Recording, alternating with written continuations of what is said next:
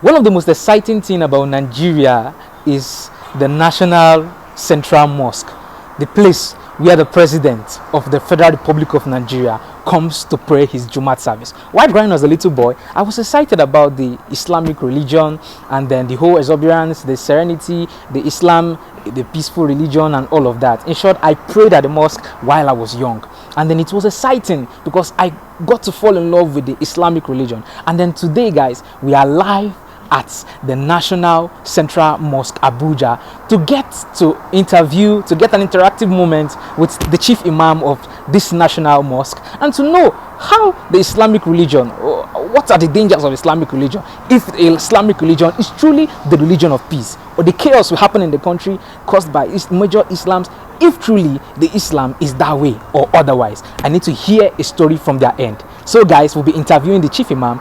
Stay with us, subscribe to our channel, turn on post notification and be with us. Bye, let's go.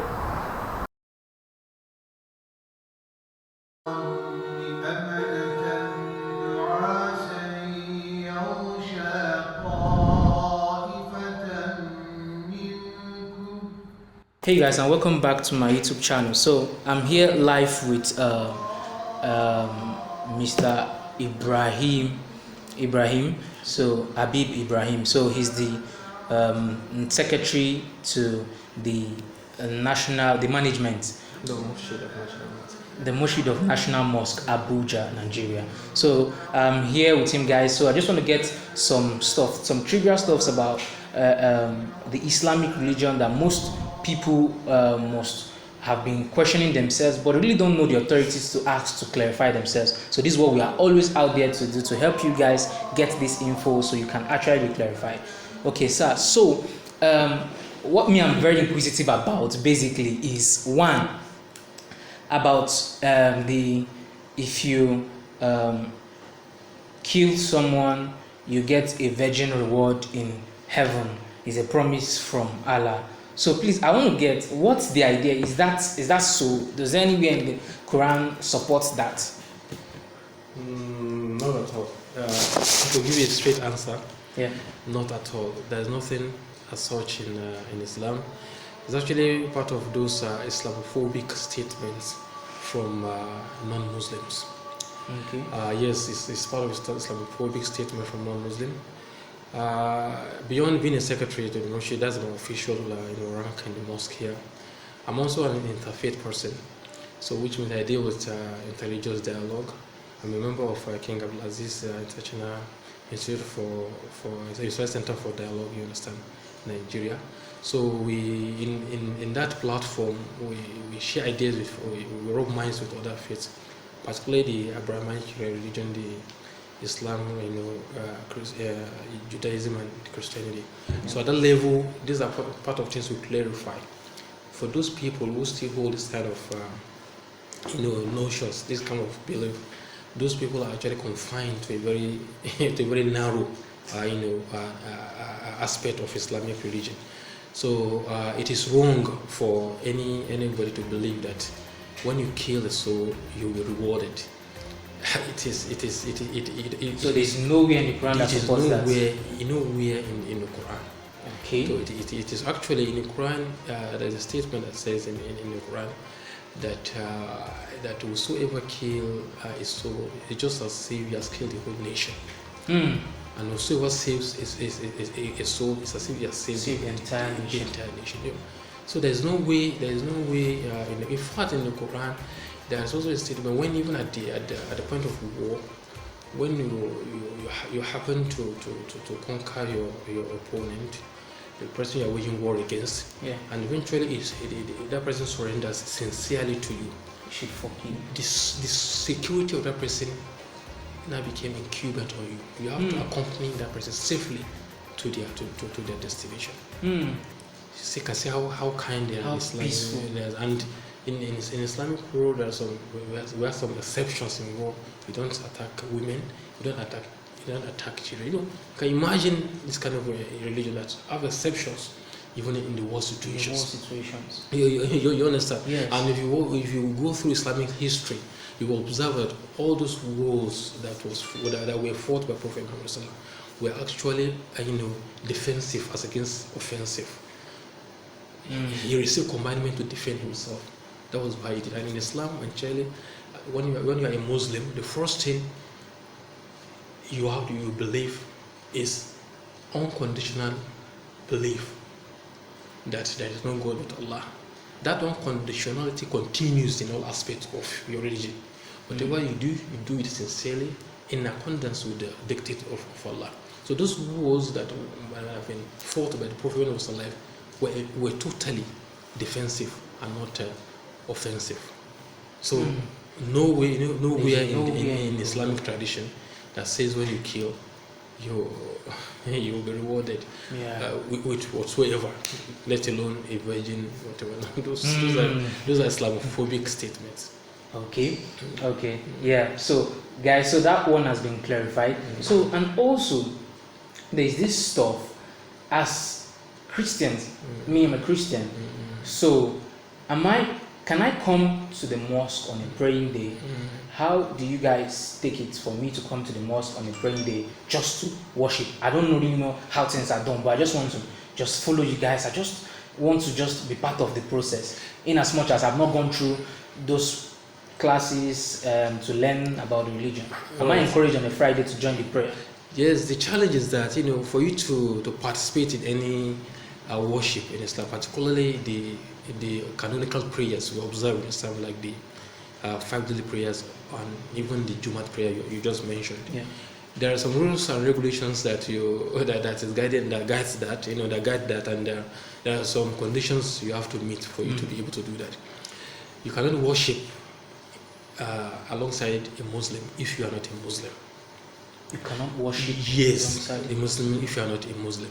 Okay. So the first condition that allows you to worship in a mosque is that you are a Muslim. And for you to be a Muslim, you have to have accepted Islam by confessing that there is no God except Allah, and that Muhammad, peace and blessings of Allah be upon him, is his messenger. And you have to abide by the principles, those 5 pillars of Islam. Yes. And in a nutshell, you have to be a Muslim. Yes. You understand?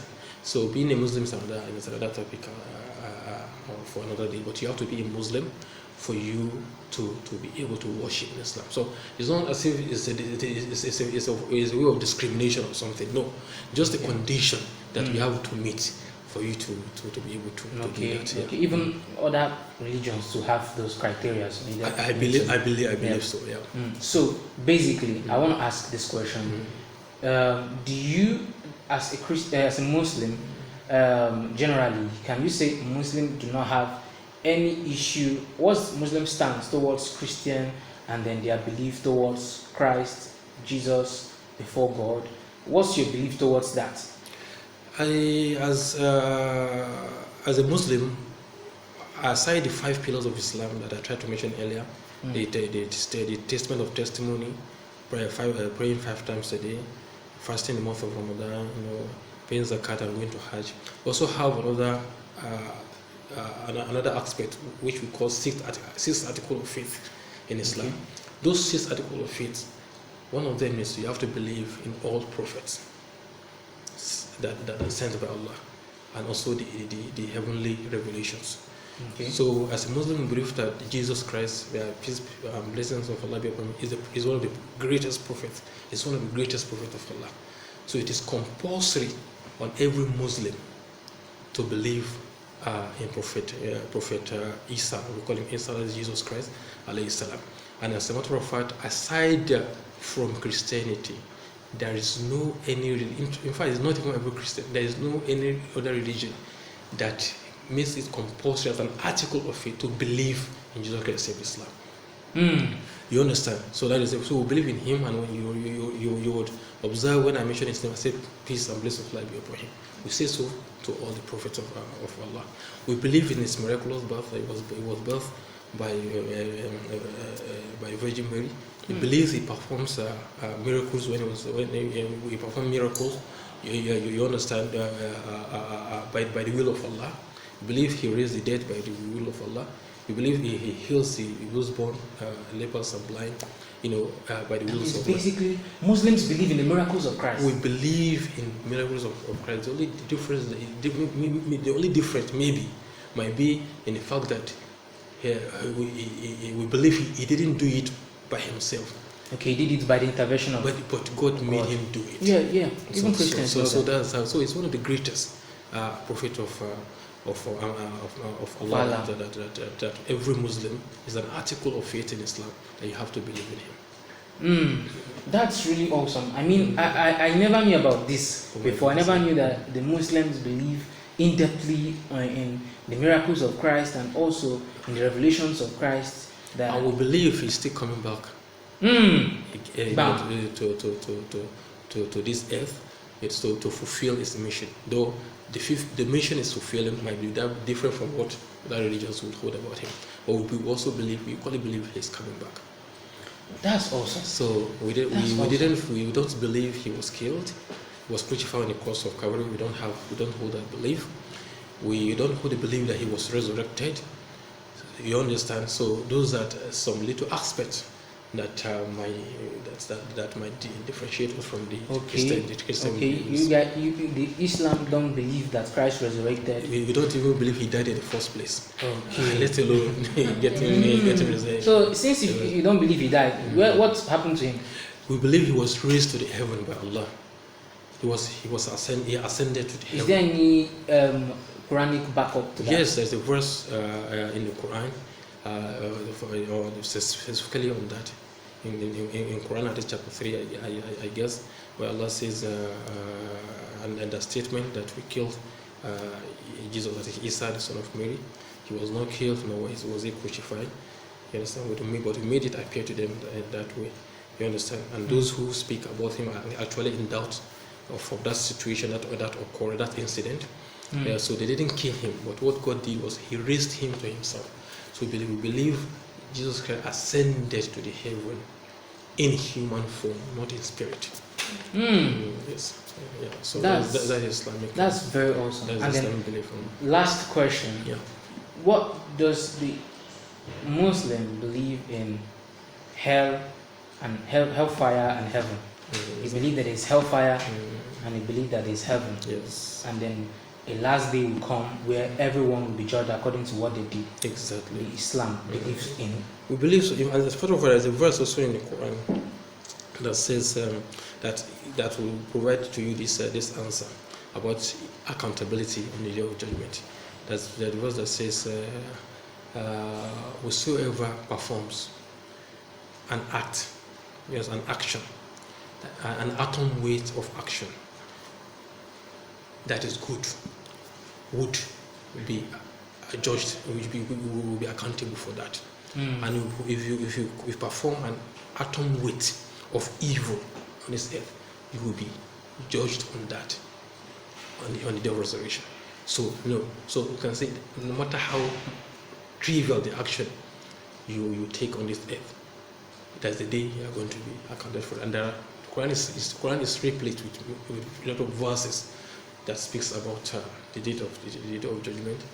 In fact, Allah there's some word that in a particular verse also in the Quran, Allah tried to warn us against the punishment of hellfire, and it says we should guide ourselves against the hellfire and our families. You understand? That it's a long verse. So to answer your question, we believe there's the day of judgment. You understand? In fact, it's also part of this is article of faith I mentioned earlier, that every Muslim has to believe in them. So we have to believe this is article of faith. Believe in Allah. We believe in his prophets, that's all the messengers of Allah. We believe in angels. Those way that he has the angels, particularly the prominent ones we know, the one he mentioned to us. So we believe in heavenly books. That is number 4. Number 5, we believe in the day of judgment. That's the day of resurrection. So there's a day of accountability, a day of recompense. Yes, and then the 6th one is you have to believe in destiny or destination. That either good or bad, if good comes to you, it is the will of Allah. And in some situation, if some test, you are being tested and some calamity befalls you, it's also by the will of Allah. So those are the 6 articles of faith. So it's also an article of faith to believe that there's a day of judgment, and that day, that's where to be decided whether you go to the hell or you go to the paradise. Wow, very awesome and educating. Thank you. So I think I've really gathered, you see what I was talking about. There are things that even personally I need to be clarified. Yeah. And then I feel most of the people that I've met are not as grounded as you are. Most of my mates that I've met that are Muslim, most of my friends, they have never elucidated these things to this extent. Maybe they have not read to that extent. Yeah, but I believe there is a level of clarification here. Well, these are simple things. I believe maybe you didn't ask them. What? No. You know about that. I'm a very inquisitive person. About that virgin own and going to heaven. I've always been asking, but there have not been clear answers concerning it. But have you been clear? Because I have a lot of answers I can also give you regarding that. You understand? Okay. So for you to the statement that is near to what people say about that Islamophobic statement of you getting a virgin Mary, getting a virgin in the hereafter, was like a statement. There's a statement in the Quran that says the dwellers of paradise were going to be bestowed with some kind of women described by Allah in the Quran, some certain statement, and of course in that description there is nothing related to romance at all. You understand? So I like to remember the exact English literal translator of, for instance, Qurratu Ayn, but I cannot recall that now. So nothing. There's nothing related to any. There's nothing like virgin, virgin girl. Nothing as such in the entire Quran. You cannot find it anywhere. But do you agree with me? Can you agree with me that in the Islamic religion they are extremists? Extremism is an ambiguous statement. You understand? Okay. It depends on from what angle you are viewing it from. People that kill and then glorify Allah while doing that. There are people, who claim to be Muslims, and they claim to be fighting in the name of Allah, but are doing that wrongly. That means they're extremists. Those people are called extremists. Exactly. And I agree with you. Yes. And then it is not just confined to Islam alone. Yeah, no, it's in other religions. There are extremists in other religions too. Totally. So I agree that there are extremists in Islam. And there is no way to justify extremism. Terrorism in Islam is haram, is forbidden. Okay. There is no way. There's no aspect of Islam that condone terrorism. Not even promote it, that condone terrorism. But I would like to make some clarification to you so that you have a glimpse about this terrorism. Okay. I'm not speaking to justify any act of terrorism. Okay. But I want us to speak as a layman now. Yes. To understand one another. Yeah. If you want to view Islam and the way we act, I would like you to view them in 3 points.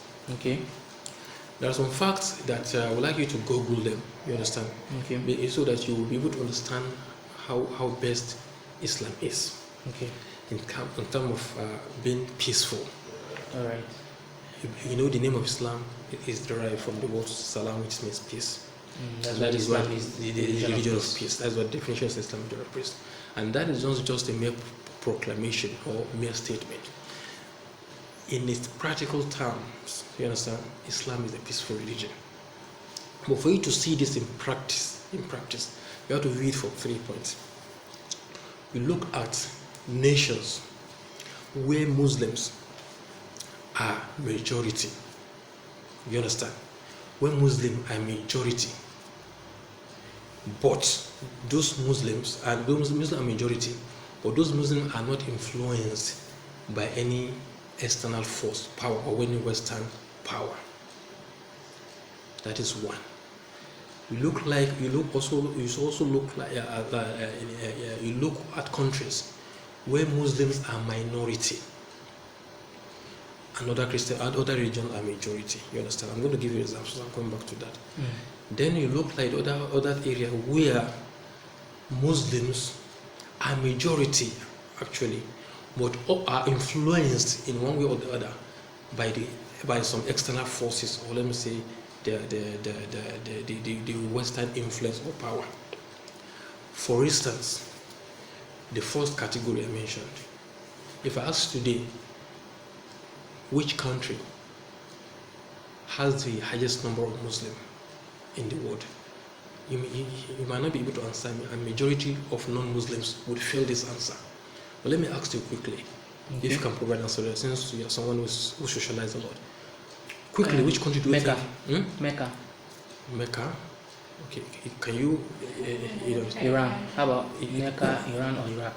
You can see. So your answer is 0. You got 0 over 10. So which country? The country that has the highest population of Muslim in the world is in Indonesia. Is Indonesia.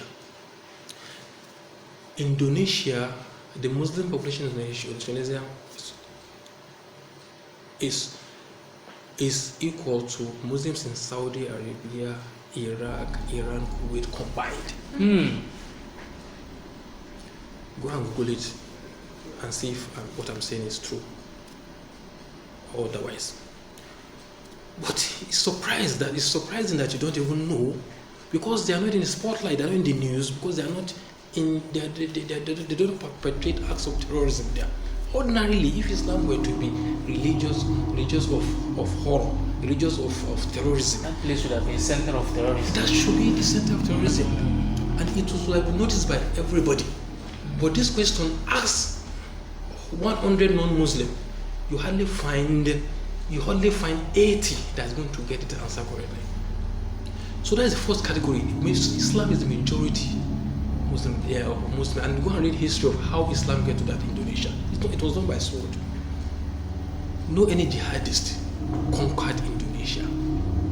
Go and read the history of Indonesia, you understand. And yet it became the most populous nation, or most populous Islamic nation with Muslims. You understand? Yes. But today it's relatively peaceful. I don't stay in Indonesia, but at least you and I have not heard of suicide bombing in those areas.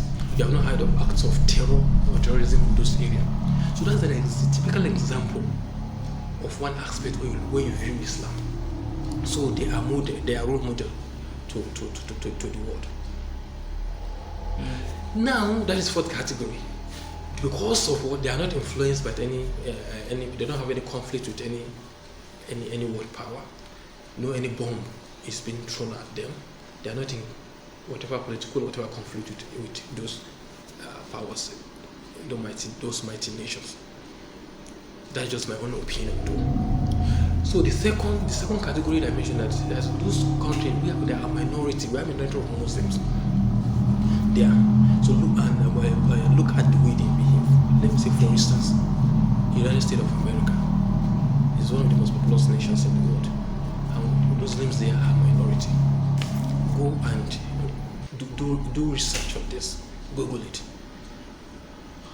How do Muslims behave in those Muslims? How do they behave?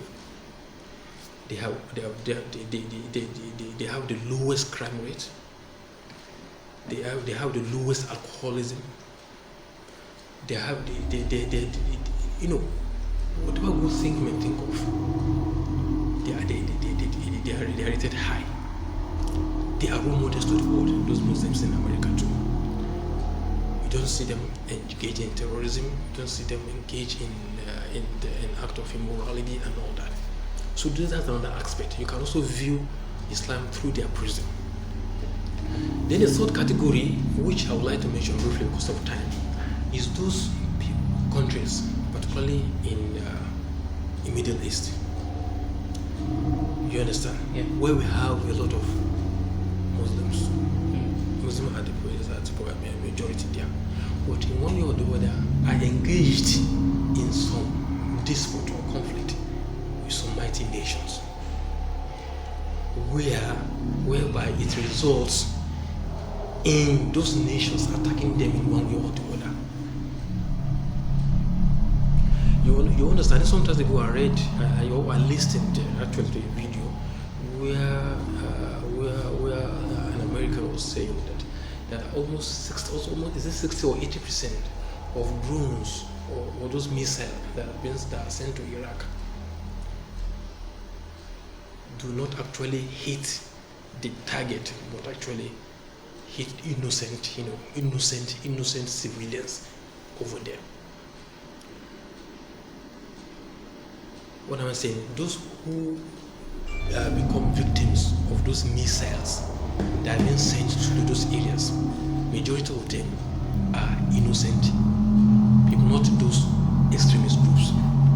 Let me now ask you this question. I think this is a simple psychology.